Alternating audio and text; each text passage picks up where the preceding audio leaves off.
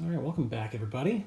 So last time we talked about the modeling cycle. We talked about a specific example about how it works and where differential equations factor into it. And what I'd like to do now is take a bit of a detour to remind ourselves what our goal is in studying differential equations on the whole. Now, we are most concerned with three questions, and I'll mark them here in the notes. We are really concerned with the existence of solutions, whether or not those solutions are unique, and for the applied mathematician in all of us, we want to know whether or not this is actually something we can obtain. Like, can we actually practically compute a solution? Either that's explicitly as a little function, or if we need to appeal to some sort of geometric or graphical interface, say a computer approximation of a solution.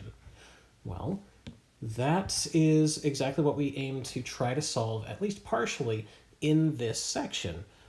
It would be nice to know whether or not a solution exists before we spend a lot of time putting time, effort, resources, blood, sweat, tears into finding a solution that may or may not exist. So what I'd like to do here is give you the two preliminary existence and uniqueness theorems. These are basically the workhorses behind why we get to study differential equations and why we're looking for all sorts of different algebraic gymnastics to try to solve them. So these are your linear existence. This is your linear existence and uniqueness theorem, and down below here we have the more general nonlinear existence and uniqueness theorem. So let me walk through what this means, and it's probably best to do this through an example. So let's first go through the statement of this theorem. So let me make it a little bit bigger and bring it down a little bit. Bring down the house slides a little bit. And we are going to assume that we have a linear first order equation. Okay, so specifically, we have a particular form of the equation that we'd like to solve. And this one, we technically already gave a proof that there exists a solution back in section 2.1 when we were talking about integrating factors. We've basically shown that every single one of these equations has a solution, but we do need to be a little bit careful as far as these functions p, and I guess I wrote it down as q in the notes, but now it's g a little bit later. But the point is, there are two functions here, my variable coefficient functions, and these guys need to have certain continuity requirements placed upon them in order for this to work. So in particular, we just need to make sure that p and g are both continuous on some open interval that contains the initial condition, right? So existence and uniqueness is going to be based on an initial value problem, right? So we do need to make sure that we're dealing with the initial value problem and not just the arbitrary general solution type of problem. So these two functions p and g need to be continuous at the same time. Now, just to give you an idea of what we're doing here, as an example, let's go ahead and use t squared minus 1 times y prime minus ty equals sine of t. And we're going to assume that y of 2 is equal to minus 5 as our example. Now, according to this theorem up in the top, if we are able to guarantee that my coefficient functions, I have not found them yet because I need to put this in standard form, so this will be dividing through by the t squared minus 1. Okay, great. T squared minus 1, there we go. So p of t is equal to minus t over t squared minus 1. And g of t, based on this notation now, g is equal to sine of t over t squared minus 1. Okay, so these are the two functions that I need to compare. And specifically, they both need to be continuous at the same time in an interval that contains this t equals 2 condition. So let's go ahead and set this up. If I'm asking where p is continuous, go ahead and shout it out. I can hear you through the computer. I promise. Shout louder. Wait, Where, no, you're cutting out. No, okay, there we go. -1 and 1 are the only places where P is discontinuous. Everywhere else, there is a nice open interval without any obstructions in it. And there they are, all three different solution regimes. Now, we are going to do the same thing with Q. So this is for P, continuity of P. And G here, sign of T is continuous everywhere. So really the only place where this function is going to be discontinuous is at the locations where T squared minus 1 is equal to 0, which are exactly the same locations where P is equal to, or where P is discontinuous. P and G continuous on R not plus or minus 1. Okay, so that means that we are looking for a solution on one of these three domains, right?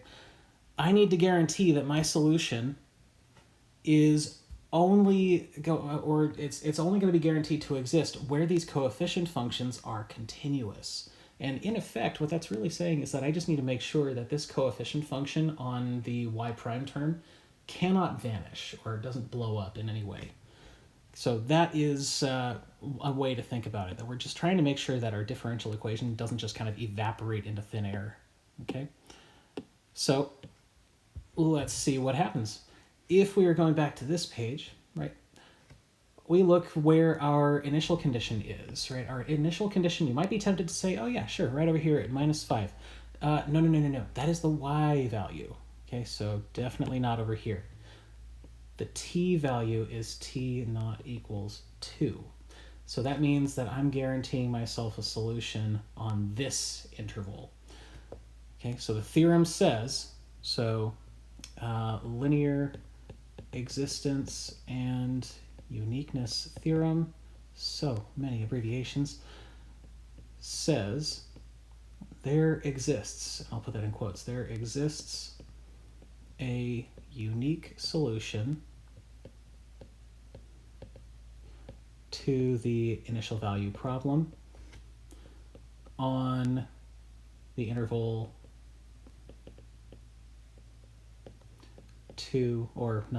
1 to infinity.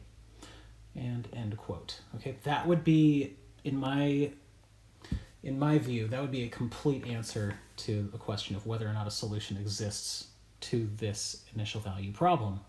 And it certainly does. There certainly does exist a solution here. Now, simple question. What would happen if I changed my initial condition? What if instead of y of 2, I said, oh, no. Instead of y of 2, what if I said y of -1 is equal to -5? Could I guarantee a solution? Well, no, I can't, because that's exactly where this guy is discontinuous, where both P and G are both discontinuous. Now, that doesn't necessarily mean that no solution exists at all, but you do have to be very careful. You actually have to appeal to what's called, what would it be? You have to look at regular